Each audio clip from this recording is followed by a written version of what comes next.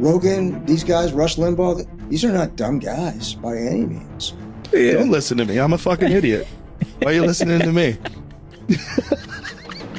Years ago, when it was, when he was really at the height, the journalism world was always like lamenting, even as they respected Jon Stewart. Welcome to the Daily Show. My name is Jon Stewart. We have got it. Well, I can't believe more people get their news from the Daily Show. It's on Comedy Central. He's the first to say he's not a journalist. And so we could lament that because we all watched it and a lot of us enjoyed it. Or you could sort of say, like, well, what is it about the way he's giving them information that they now... Hey, guess what? If they got their news from the Daily Show, they got their news. Welcome to Radius of Reason, a podcast about the greatest problems facing humanity. I'm Levon here with my co-host, Andre. On the episode today, we're joined by Neil Brown. He's the president of the Poynter Institute, which is a journalism think tank focusing on education and training, and also oversees the notorious fact-checking platform PolitiFact. Neil is a career journalist. He spent 4 decades in the profession, and he's also a former member of the Pulitzer Prize board.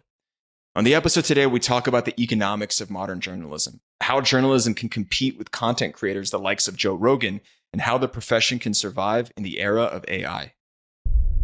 With the rise of large language models, a lot of sports journalism, for instance, has fallen victim to tools essentially reproducing articles detailing high school sports games and things like that. Some are saying that like sports journalism was the first harbinger of the automation of the press, so to speak. Do you feel that this is a step in the wrong direction? That allowing these sorts of entrails of tech to get into these core foundations of the media, is that, ultimately speaking, going to damage Americans' relationships with how the news is reported? So I don't mean to give you whiplash, but the answer to that is no. I think a lot of these AI tools are really helpful and useful. But back to the question of definition, it doesn't necessarily mean it's journalism. So what is journalism? Journalism is independent, original reporting. Yes. Okay. So these AI tools, I think, have a lot of possible use, application, audience focus that can be helpful. What they're not doing particularly now is, I'm not saying someday there won't be, whether it's robotics or something else, they are not doing original reporting, meeting you on the street in Chicago or Levon in Kansas City and asking you a question or finding out where you got that microphone or who's funding you or whatever. They may scrape a variety of sources that did that. The original sources is the journalism. AI is another tool for distribution. It may be a very powerful one. It may be a good one. It's got great possibility and great opportunity for mischief. I like that framing. But that is not journalism. I like that framing. What do you think traditional journalism needs to do to compete with, social media and now artificial intelligence interfaces like ChatGPT? A lot of people are now going to get their news from ChatGPT, quite frankly. Before they would Google things, maybe click on a couple of the first results. Sure. Now they're just shortcutting that with an interface, with this AI oracle, basically, that knows everything, but not quite. So what can journalists do when, people are always going to take the path of least resistance? We live in an ever increasingly complex world, and there's not really much room for nuance, right? People just want to ask the question, get the answer, and get out. Yeah, and I think journalism as an industry, the media as an industry, has paid a price for being sort of slow to adapt to technological change, or resisting it, or assuming it's all bad, or that it can't work. I think I don't mean to be too corny, but the devil's in the details, right? So the question is, if it's like you guys were giving the example, if it's to do like high school sports games, okay, here's how that would work, and that's been talked about for years, and the large language models have been experimented, and I think they can help to cover a bunch of games, through just the information. The coach plugs in the information, the tool puts it into some story form. You've got it. Now, where that can help journalism is it's quick, it's clean. Nobody needs to commit an act of literature around a preps game or anything like that, right? So then can you take the savings created by that and then do a profile of the coach or of the program or of the, do that original reporting I mentioned before, because you have not spent time on something that is essentially basic and a commodity. And the audience got what it needed, right? So this is a connection of the audience. I only need boom, boom, boom. The AI tool can do it. Boom, boom, boom. So now can we take the resource and either go find some funding to do more with it, to do some new and different things? So that's why I said the details matter. It's not to say that the fact that people like information in a very clean, clinical way that AI often can provide, then don't want other Additional kinds sauce. of information. Yeah, that's right. Or have to pick it. So where I think the journalism world has both an opportunity and a challenge is the thing that AI doesn't bring immediately, and that is imagination, right? Or creativity, or human judgment that we will then share. Well, here's what the human judgment is. Do you like my judgment or not? Do you disagree or not? It's okay. But let's not pretend it's all just the Encyclopedia Britannica in a faster lane. Hey guys, if you're enjoying this episode, just a quick reminder to like and subscribe. You can engage us by leaving us a comment. Let us know how we're doing. Let us know what you think about the show. And I really like that framing of AI as a potential augmentation to the work that the journalist is already doing. It does, I think, move away from, honestly, the stereotypical like doom and gloom. AI is going to replace everything, and then we're all just going to be reading like LLM swill as it's being generated. Well, exactly. But and I do think that I want to embrace that opportunity, not just the anxiety. Yeah, and I think you bring up a very interesting point around how maybe some of these tools could actually assist in restoring some of the newsrooms that are cash-strapped, don't have enough resources to commit to everything. But before we get into that, I think it begs the question of the existential threats faced by the journalist profession independent of AI.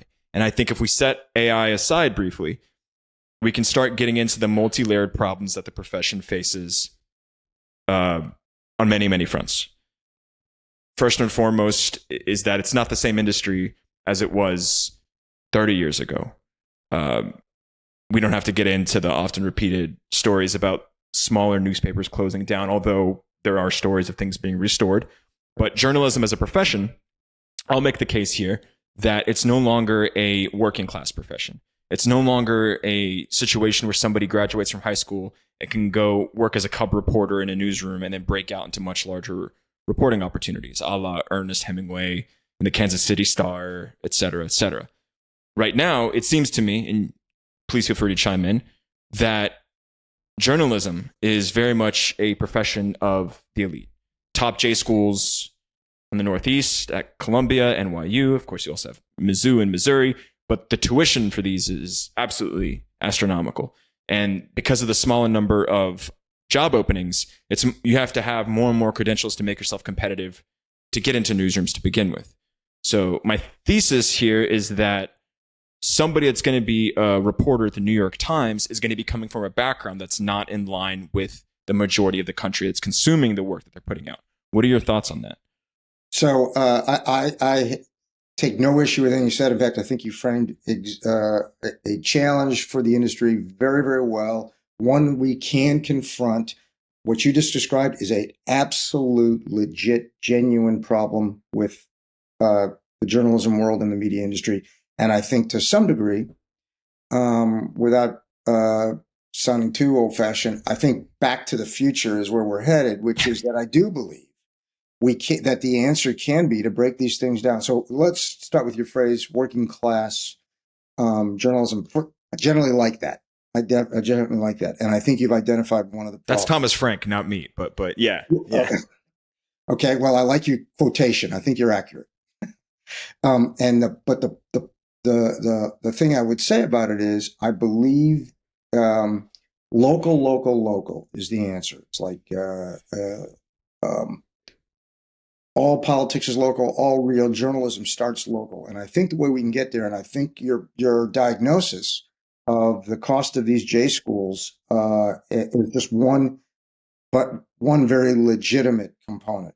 So we have been working with a couple of our clients, including the Cronkite School at ASU, on possibly producing a certificate program to train individuals, maybe even second career individuals. Maybe they're veterans who want to try something new, or maybe they're working at they're going to school at a community college, and teach them some of the craft aspects of journalism and get them then placed in local news organizations in their community, writing stories, taking photos, taking video, doing local podcasts. To grow that, you don't have to go to Northwestern or to Missouri or somewhere like that and get those big tuitions, but you can figure out whether this is what we do. We're a training institute. Whether this journalism game is your cup of tea, right? And so whether you want to learn how to do the craft, learn how to edit, learn how to do, again, the very kind of audio work you guys are doing, and then start to do it in a local news environment where, by the way, you might actually know the people you're covering. Mm-hmm. And if you know the people you're covering, maybe then they will believe what you write or shoot, whatever it may be. Now trust goes up because we have taken this down from this macro cable TV, blue-red environment onto a local level, whether you call it working class or just simply community, local.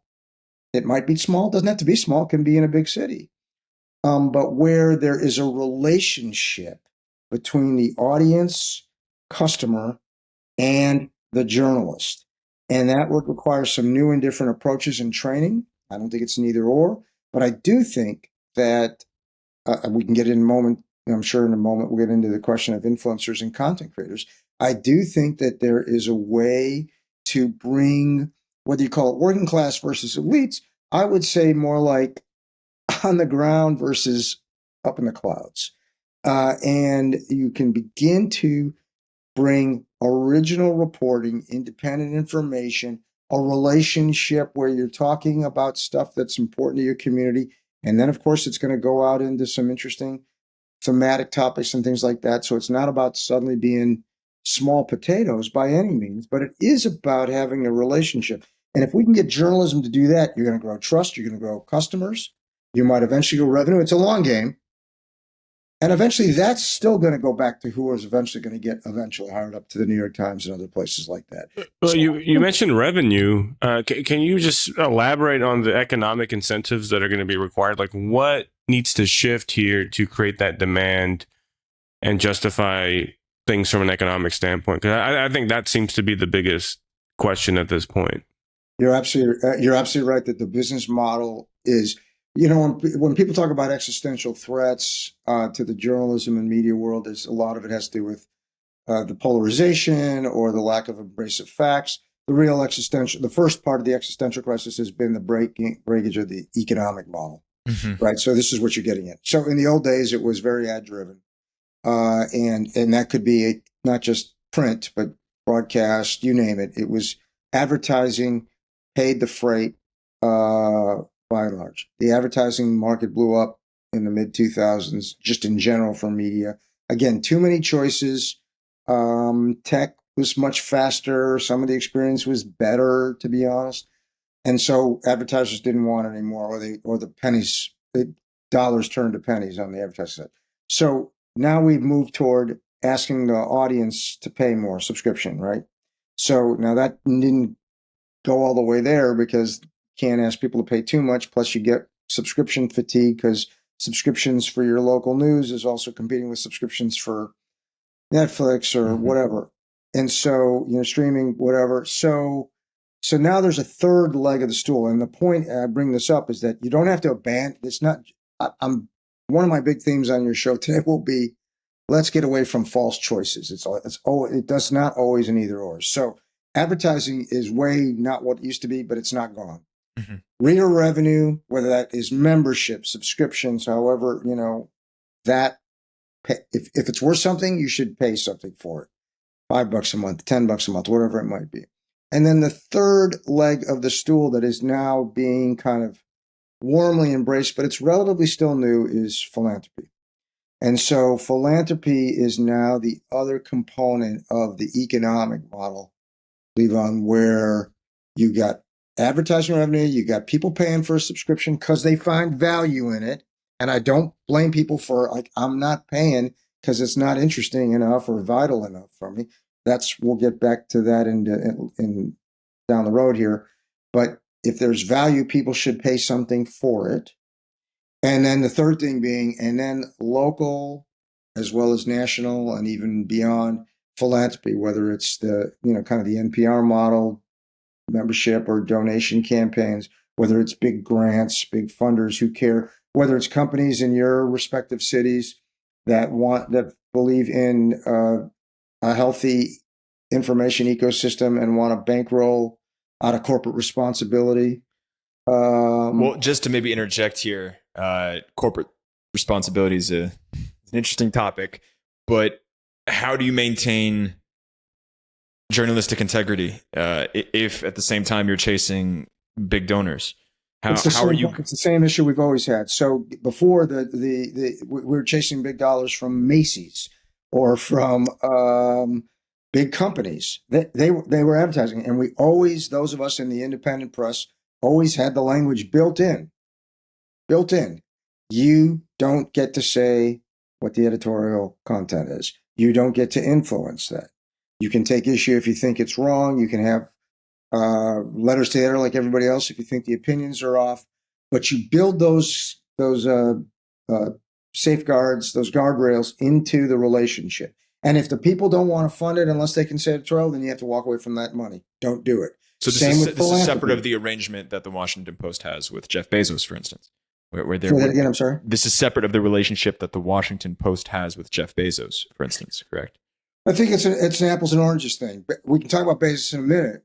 He's the owner. But ultimately, the Washington Post is still trying to get money from...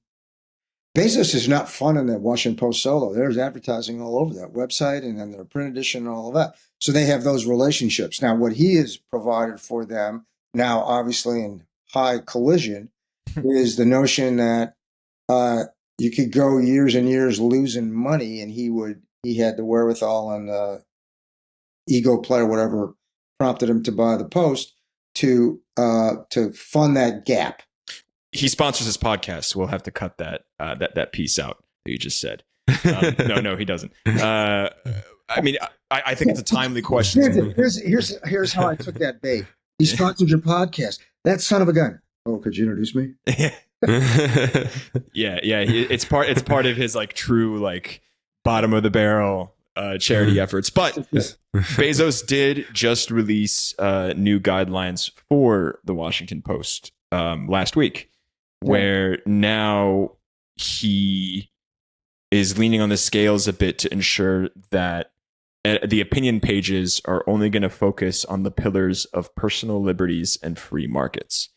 So let me give you what I hope is a more textured view of that. So first of all, like everybody else, I'm like, nah, that's disappointing. Okay, so I get that, but let's also not be naive about a lot of things. So again, news organizations, I think we built around Bezos a romance that reflected our desire that the billionaires somehow save the news industry. And they must be good guys, because why else would you get into... Some of us built that romance. I see your point. Okay. Some of us. Count me among them. Yeah.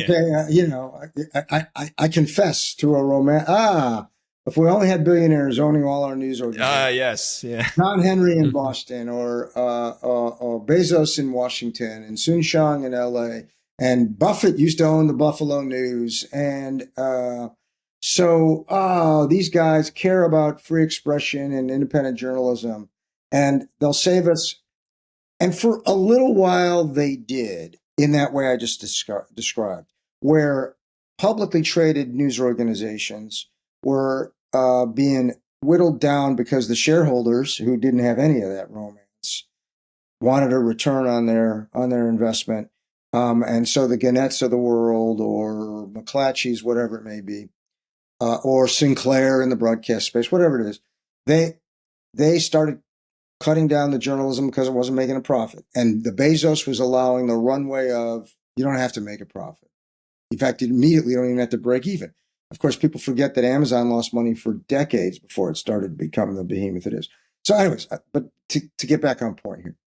So it always was his newspaper. He was the owner, just as it was the Grahams before that. And for the longest time, including standing up to the president of the United States in current president's first term, First term. um, he stood up to Trump, and they were at odds the whole time. So maybe we could be forgiven for thinking, he sees himself in a different kind of lane.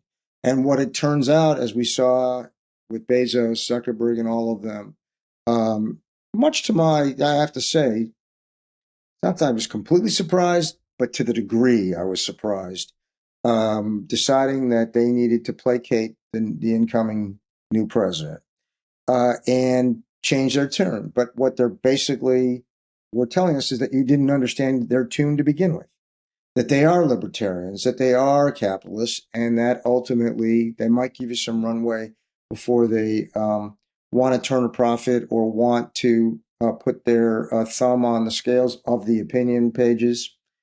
But the reality is, seriously, big corporations have owned news organizations for years and always did that. I grew up in Chicago. Andre, you're in Chicago, right? Right. The Chicago Tribune, you're in the greater Chicagoland area. The Chicago Tribune was owned by the McCormick family. They had a very, very I think for 100 years, they never endorsed a Democrat, always a Republican. And their editorial posture was very conservative. And then they let the news pages do whatever the news pages needed to do and tried not to influence that too terribly. The Wall Street Journal has Murdoch as an owner. The editorial page has one very, very specific outlook on the free markets, capitalism, whatever it may be, and the news pages operate with some independence. I think I'm not naive about it. Some of that tends to bleed over. I get it. But all I'm saying is that Bezos's decision is completely compatible with a history of the publisher, owner, decides what they want to do. Now, in the case of, say, the Harris endorsement, just like that out in LA, the sinister part of all of that wasn't the decision, it was the timing of the decision. If a year or two before you wanted to say, we're not doing endorsements anymore, we think they're bad for trust or bad for the audience, I personally would disagree with that hugely. But you would get it. All right, you're the owner. You don't think that that's good business? Fine, own it. But to do it a month before an election or 11 days or whatever, I forget what the thing was, that seems reflexive to a political environment. Right? Well, unless we forget the allegations made by the Bernie Sanders campaign in both the 2016 and 2020 elections that the Washington Post was heavily skewed in how it covered his campaign versus other Democratic Party candidates. So, I mean, I would make the case this issue, it's a systemic issue of a billionaire owning a newspaper. And it sounds like maybe some of the revenue models that you're discussing is trying to diversify that ownership structure by also leaning heavily on the subscription model to round out some of that philanthropy or money coming in from these sources of influence that may be able to tip the scales a little bit towards a certain position. Well, I'm not so sure. I think there may be separate issues. Mm-hmm. So I do. Again, I think that, look, as I said, Bezos can decide what he wants to do with his property. I don't think the need for philanthropy is to offset that. It's not gonna. Mm-hmm. I do think, in fact, I would say that the billionaire-owned companies, and again, I think you have to put in TV as well, and that's one thing, and then you have the economic models for those not owned by billionaires. So the ones not owned by billionaires, they're the ones that are going to be relying more on philanthropy. They're the ones that need to diversify because they got no basic, savings account in the way of a billionaire who can save their bacon if things go badly. I don't think there's anybody at the Post who can raise money to counter whatever it is Jeff Bezos wants to do. They can't. It's he's going to do it. What I would say, and you have to hope for, is just to even take his announcement where he said, because the pillars of personal liberty and free markets. Okay, that's fine. If But then free markets would be free expression. It would be a lot of things that it can't just be a couple of buzzwords that give you cover for placating the current administration. That's the current administration, in my view, which is claiming that a lot of independent journalism is censorship. Well, that's both inconsistent, hypocritical, and also not very free markety. So, I mean, people seem to want to have all these things multiple ways. So again, I think Bezos and the billionaires out in LA as well, these are different. They're kind of, we're conflating some things. I think they have a political, they have decided that their business interests should not be in collision with the party in power right now. And they should own that more openly than they do. That back to trust and transparency, you'd be better off just to say that and sort of to do that. But meanwhile, I have to look to the pages, the news pages of the Washington Post, of which I still think there's a good staff, a lot of talented journalists. Same in the LA Times, same at the Boston Globe, and papers owned by billionaires, whatever, and say, all right, let's watch their coverage. Is it as robust? Is it as fair? Is it as provocative as it should be? If you start to see, a sense that editorial judgments have now been, kind of calculated based on politics, that would be more disappointing than that the editorial pages are going to reflect the passions or the interests of the publisher. Okay. So I guess there's a question of, bias in journalism, and then there's a question of, like, regardless of the bias, how they can compete with the likes of Joe Rogan and content creators these days. There's a lot of asymmetry here because they're held to different standards, right?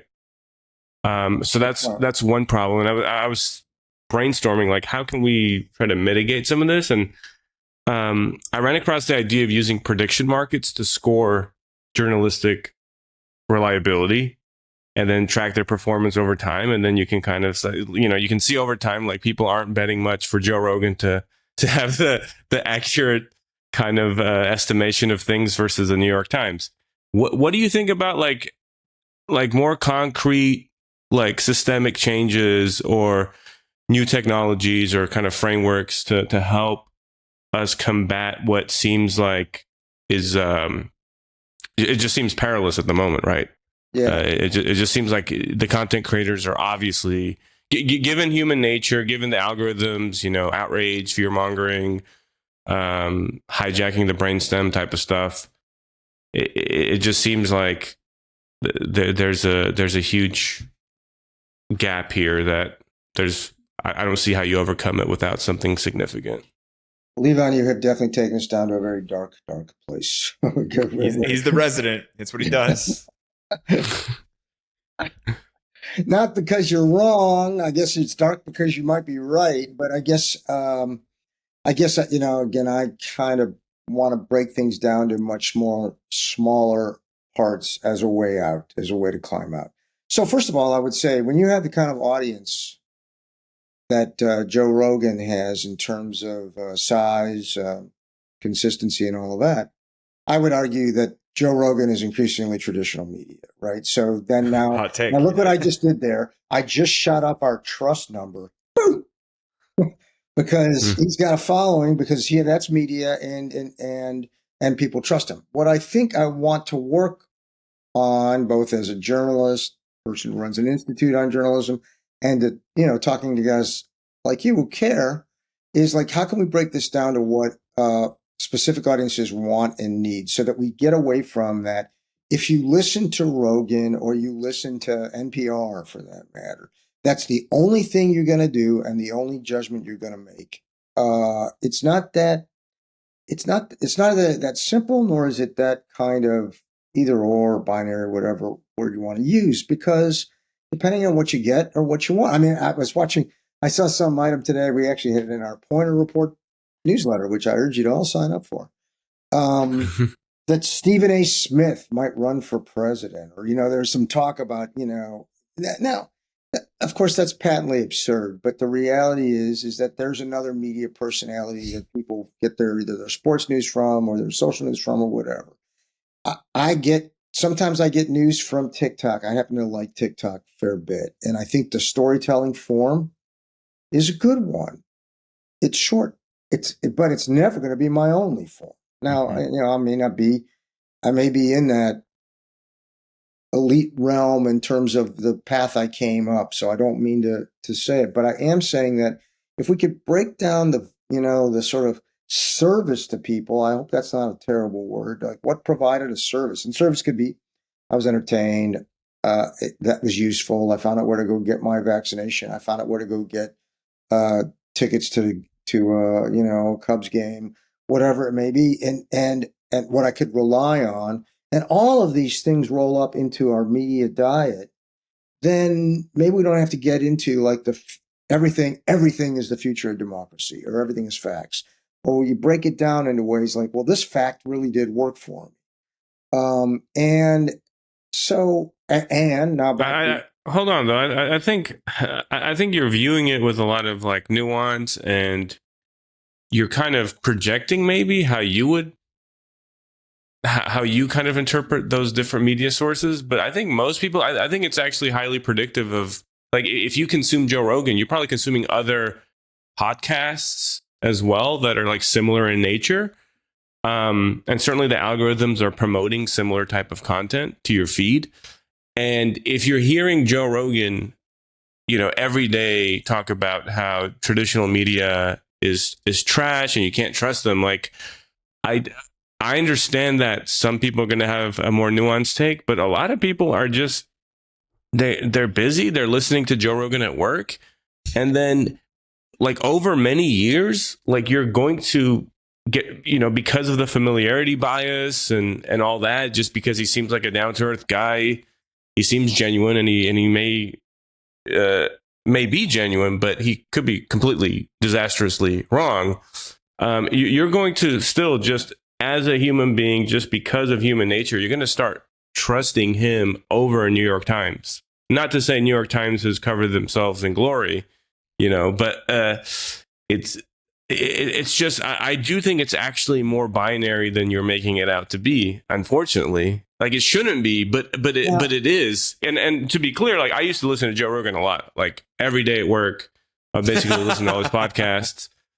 But then, like, I kind of had the luxury and, I don't know, just a curiosity to kind of branch out. And so I've never gotten stuck in like one mindset, but a lot of people have. That's my concern. Yeah. So I actually accept your pushback on, maybe I'm projecting here, maybe it's nuanced in that sense. So I don't dismiss that for a second. I do think, though, this is all about a long game to some degree. So while I get, so first of all, you used to listen to Rogan all the time. Now you're not as much anymore. I think some of the folks, some of the audience you described, they're already there. And the idea, I have a saying, create, don't convert. You're not going to suddenly, you're all right about Joe Rogan or something like that. I think the key is to how do we get people to diversify? And that's a long game. It's not, to your point, I get the nuance right away. I live it day in and day out. But I do think it could be guests on Rogan. It could be partnerships. I think we should get together with the Rogans of the world and sort of say, you have an audience. Let's not be afraid of, like it's just the other side. But what I will say this, and this is going to get like potentially super wonky, but I think it's important, is the concept of media literacy and getting to people at a very young age so that they can start to develop some of the muscles that require, critical thinking, again, diverse sets of information sources. You learn this stuff early on so that eventually, look at the reason that people started to connect with Rogan and then it morphed into more was it was entertaining, and just when I bring up something like TikTok, I'm like, well, I didn't start getting news on TikTok, but it was funny. It was interesting. And now I've got some news too. And there's some good people on there as well as a lot of crap on there as well. Rogan has good guests sometimes, right? I mean, Rogan, these guys, Rush Limbaugh, these are not dumb guys by any means. So I don't have an easy answer to throw back at you about that, except that again, I don't think that saying it's a lost cause. Now, if you want to go back to something that could balance that diet out, this is maybe where your first question about AI helps. Well, if I got some of my little rundowns via news summaries via AI, which ironically might have scraped the New York Times and gotten me information from there. I may not know. I mean, I'm not going to buy the New York Times if I'm a Rogan guy, but I listened to Rogan for something. I heard something. I might have heard 50% that was bullshit and 50% that might be some rooted in something. And now I'm getting a little bit more of a sophisticated take. But I think the idea of, just like pushing an us and them sort of narrative around it isn't going to be the answer either. I go back to value and service. If people find value in Rogan, fine. Can we have them find value in some other things too? Well, we in the journalism business have a challenge there. We better market it better. We better show them. We better give it to them in some form. If they like podcasts, they're never going to the New York Times. So then give them a different podcast to go with Rogan. Don't tell them. I don't believe scolding the audience is an answer either, frankly. I don't mean to be scolding people. I'm just, although no, you're being maybe I am a little bit. I don't know. That's okay. I'm okay doing it a little bit. It seems to come to you naturally. No. Yeah. What can I say? What I really mean is, I get you're just sort of making sure we got a reality check here that these folks are acting and behaving that in a certain way. That's fine, but unless you want to write them off, you think the answer isn't going to be to convert them. You're going to have to create some other things that appeal to them as well. But the nature, I was just going to say, Andre, the nature of what has to compete with the likes of Rogan or the likes of like a TikTok format of content, it's almost invariably going to be less nuanced in a time where I think we need more nuance. So I just see the technological and the economic incentives are at the moment extremely counterproductive. Like we're not going in the direction that we should be. Like you're kind of saying, well, you want to play the long game, that we want to diversify, but all the evidence seems to point that we're going in the opposite direction of becoming less nuanced, more tribal, and more beholden to the algorithms and our economic incentives. So no, yeah. I mean, so sure and no. Okay. Hell yeah. So sure, again, if you're going to talk at that macro level, I can tell you there's probably 200 brand new news organizations that started up this year. 160 to 200 this year, as in the last 12 to 14 months. They're at a local level and they are very community oriented, right? Now, that's not to say instead of Rogan, but what Rogan is talking about is not what the communities that are being served by URL Media, which has a number of sites for communities of color in New York and around in New England, and has maybe 10,000, not 10 million, 10,000 digital subscribers, and gets some grant money and gets a little advertising, and basically helps people figure out where they ought to put their kids in school in Brooklyn or whatever it may be, and all of that. Now, here's the point. I don't pretend, so I don't, they're not competing with Rogan because it's two different things. Mm-hmm. What they are doing is, I'm going to get you some local information. Mm-hmm. I'm going to get you to trust local, have a relationship with some folks. Now, if you still want to listen to Rogan on other stuff, that's fine. But maybe if you start down here at a local level, you'll grow into some different sources, not just Rogan or not just TikTok, whatever it may be. And you start to build it out. And so what you're describing, of course, is completely true. If the only topic is Trump vaccines or, WWE, whatever it may be. But if you're talking about a lot of other shit too, including like sports or entertainment or local concerts or restaurants, now suddenly, you might become a wider news consumer. And yes, that's the long game optimistic faith I have that if you start to build some of those other muscles, then you won't put all your eggs, on Sean Hannity or Joe Rogan or Rachel Maddow for them. Yeah, I think, Neil, you bring up a very good point. And I mean, just because Joe Rogan moved to Texas doesn't mean all of a sudden he's covering like issues at Texas at the level of like county government or something like that. Not even close. I think that in many of the discussions we have, oftentimes our show delves with like really deep, like existential topics. Like, oh my God, like unregulated AI deployment, like these things that when you think about them at this like very, very 30,000 foot view level are very terrifying and hard to grapple with in terms of how to start solving them. So oftentimes we kick around this idea of like, well, maybe the way that we resolve some of these existential threats humanity is facing is to think about it within the prism of the local community, the grassroots, like the county politics prism of things, right? Is that, sure, we can't compete with the likes of, I don't know why we keep on like mentioning Joe. There has to be another podcast out there. But with the likes of like a Joe Rogan type platform, if we're talking about vaccine skepticism or whatever hot button issue, but we're not really looking at it from a standpoint of how to make it most relevant to the community that the listener is in. That if there was this rich pool of information directly relevant to the issues I'm facing on my city block or in my ward, that is going to impact me far more than whatever the national, supranational types of conversations are being had.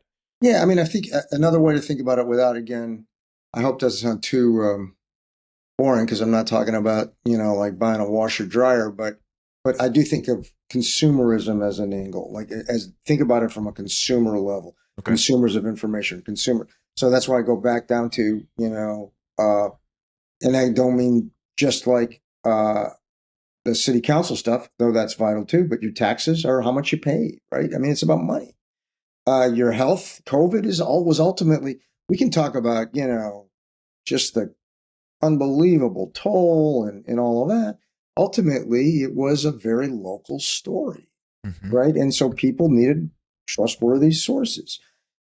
There are other, if you want to go back to government and politics, there are other people on the ballot other than Trump and or Trump and Harris, and that sort of matters. And some of this shit, it matters, but the truth is most people didn't know anyone else that was on the ballot, right? Like, so there's a role of like the local sphere of things, but I mean, I just don't see even long term like how you use that as an avenue to start to deviate from the likes of Rogan, because you need competition at the scale of Rogan to sway people to, But this might be an apple and oranges conversation.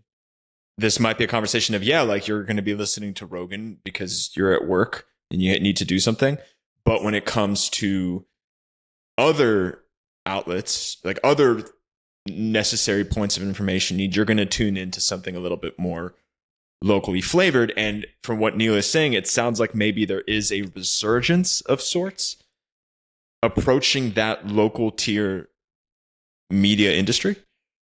Well, I'd like to think there's a resurgence. I mean, it's small and slow, but it's real.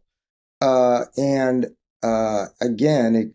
it goes to back again. Maybe it is apples and oranges. It's not about like, just because we had that speech last night with the president, and Yes. The truth is like, well, do you think the country's going in the right direction or the wrong direction? These are kind of like the poll questions you had on trust. Okay, so I bring up these kind of big indicators, but if I was to say, like, Levon, do you think that the city of Kansas City is doing better this year than it did last year? I have no idea, by the way. I think I told you guys when I met. I've never actually been to the city. I'm looking forward to going. I have a number of good allies there. But that question is a different one. And I don't, you might decide that the who's in the president's chair makes all the difference. But do you trust the Kansas City Star or do you not? That's the media question I want you to ask. Or the local TV station. Doesn't have to be the old Metro. Or a couple of websites. Well, the answer will still be no, and trust may be shit. No, but what I'm saying is it almost doesn't matter because of how little weight is put on it to begin with. That's what I'm saying. I don't know how you put more weight on the local, even though it obviously impacts you more in certain ways. But people are, I think it's kind of a status thing, a human nature thing. Well, people are drawn towards, like, you know, the best athletes, the best musicians, and the grandest politicians. And it's hard to take our attention away from that as like status seeking beings. And beings that are interested in status, like it's hard to take that focus away from the top of the pyramid and start looking at the base, even though the base is the thing that's holding up the rest of the pyramid, right? And so I don't know how you really deal with that from a human nature kind of psychology standpoint, but also I think there is still you know, relevance with the top-down kind of impact that you can have from the federal government, from, you know, focusing on the national level issues, because you talked about media literacy, and it's like, okay, well, if we want to revise the education system so that media literacy is part of the curriculum and people are equipped to kind of handle this new diverse media landscape, then well, you need to make those changes at the national level, I would think. Maybe not in every case, but that would be certainly the quickest. And I think ultimately you would need it at a national level, because if certain states do it, that's great. But, you know, you've got all the states voting for, you know, government officials. So yeah, I disagree with you. I think the national level is the last place you want to do it. I think, you know, you need to go state by state, because you know, it's just going to be culturally too different. So, for instance, we do a program called MediaWise. Go to poynter.org, and you'll see we did it with Stanford University, came up with a curriculum. And here's the thing. It's working with kids at the middle school and then slightly older level. With them, they get to have their phones, right? And we teach them work with them how to, when you see stuff on your phone, online, on a social feed, here's how you check whether it's real or not. By the way, it doesn't have to be politics, it could be entertainment, could be anything. But you start to build the muscles of basically critical thinking. Is it you go to PolitiFact.com? That'll do it, baby. That's another good source. And by the way, that's a breakdown. That PolitiFact.com and our truth meter, that's just a gimmick. It's a great gimmick. But, you know, sometimes, but accessibility is a useful technique. In any event, we always show our sources, and that's, by the way, another difference with AI. We always show you where you get information. You can decide for yourself. We get these kids to think about it using their phone, just to have just some sense of skepticism about what they hear and start to grow it. Now, there's going to be school boards in this country right now that are going to say, get that out of here, right? Because now that's the national debate at a local level, right? Or, you know, we don't want that book, you know, in the class. So there's got to obviously be tension, and it's a time of great tension. And I'm not naive about that. I may be,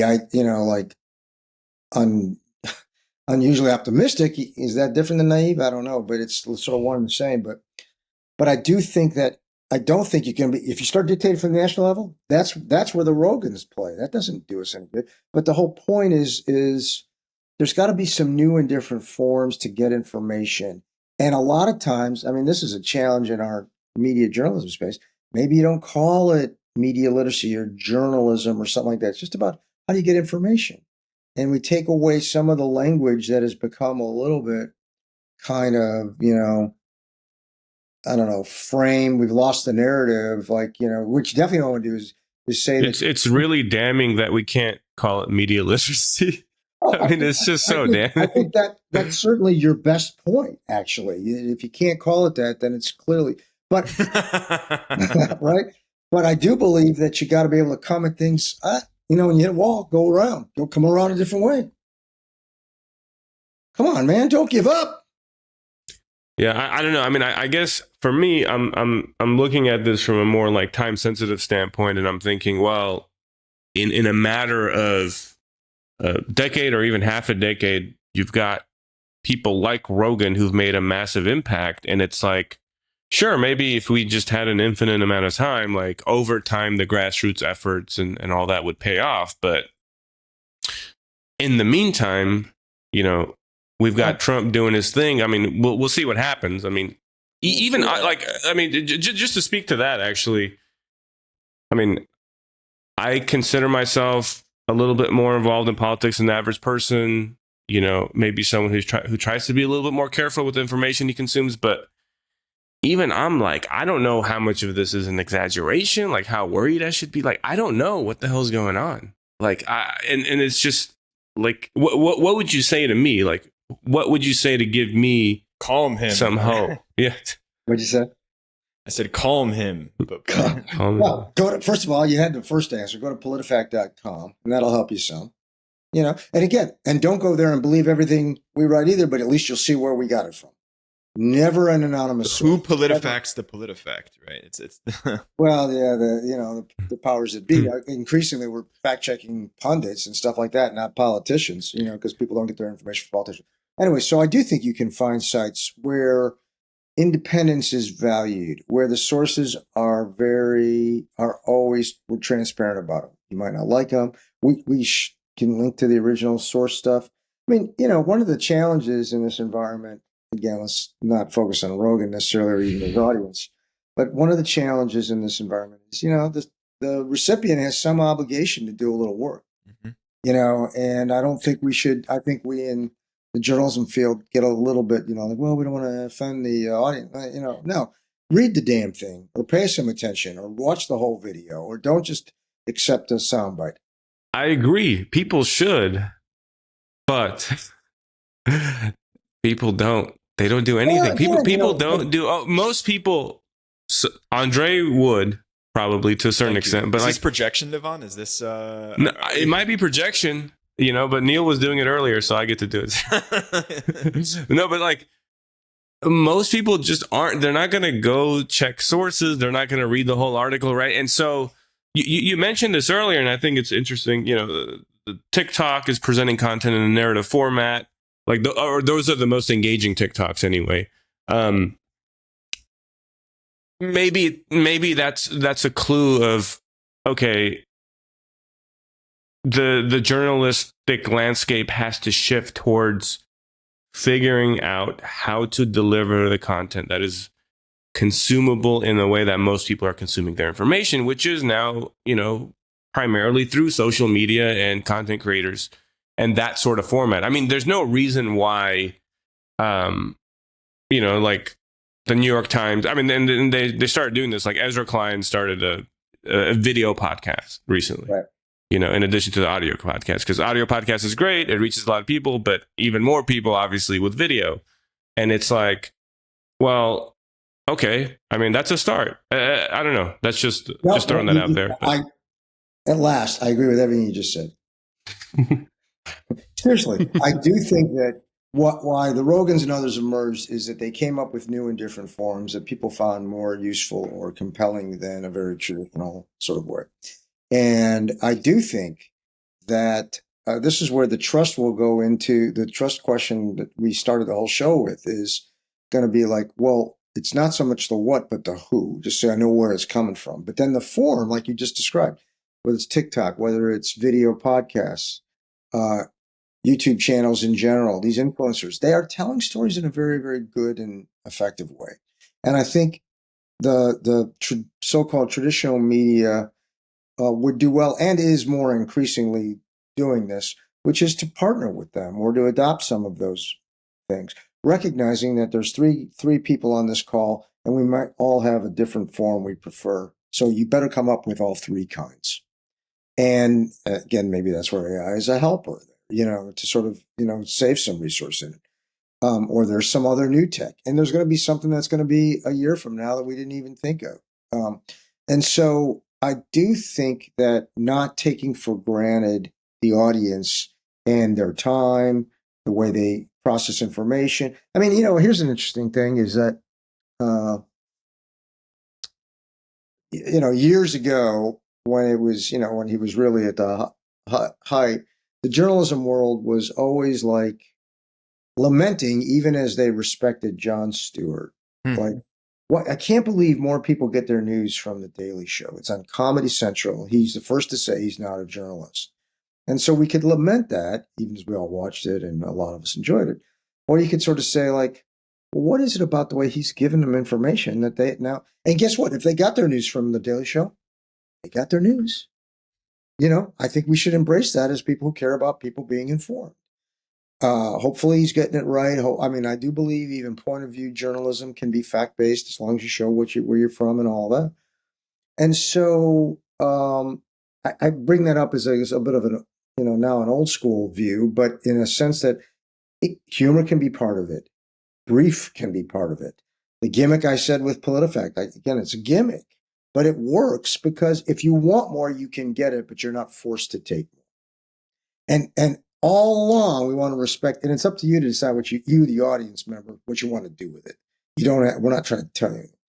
And so I think, Levon, the way to kind of bring our two worlds together is breaking it down into some new and different sources, and acknowledging that different people are going to get it different ways. And so you're going to have to come up with some compelling ways to do it, because people do have a ton of choices, and they're not going to do it because you told them it's good for them.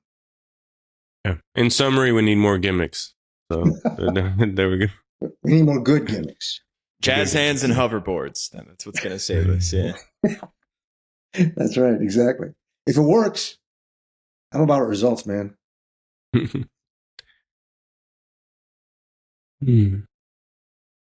Andre, anything else that you wanted to cover? I think we got a lot out of this conversation.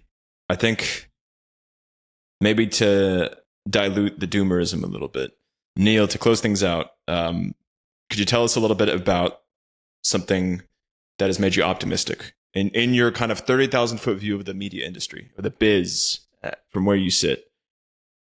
What has given you renewed hope or has excited you?